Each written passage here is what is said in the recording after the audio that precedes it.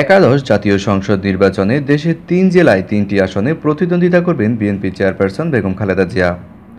মঙ্গলবার গুলশান দলের শীর্ষ পর্যায়ের এক বৈঠকে এই সিদ্ধান্ত গৃহীত হয়।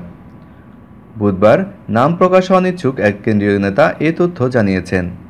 ৩ বারের সাবেক প্রধানমন্ত্রী বেগম খালেদা জিয়া যে এলাকাগুলোতে নির্বাচনে প্রতিদ্বন্দ্বিতা করবেন সেগুলো হলো সিলেট, ফেনী ও বগুড়া।